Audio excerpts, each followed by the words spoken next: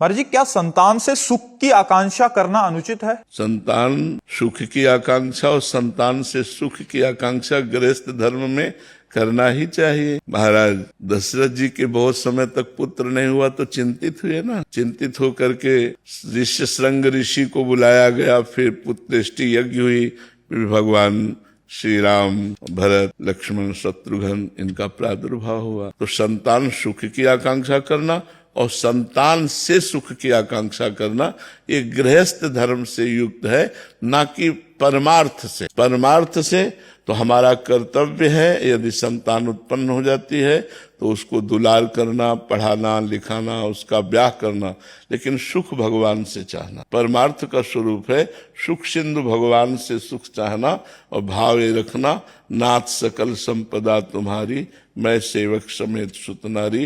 ये परिवार सब कुछ प्रभु आपका है, मैं आपसे ही सुख चाहती हूँ, ना कि पुत्र से।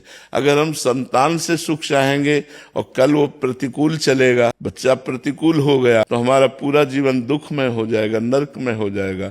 लेकिन हमने संतान से सुख चाहा ही नहीं, भगवान से सुख चाहा, तो हमें प्रसन्नता होगी कि ठीक है, हमारे कोई प्रारब्ध कर्म ऐसे हैं पूर्व के, जिससे पुत्र रूप में आकर ही हमको प्रतिकूलता और दुख देता है, लेकिन सुख तो भगवान देंगे ना। हम प्रारब्ध भोग लेते हैं और भगवान का चिंतन करते हैं तो उससे आनंद की प्राप्ति हो जाएगी।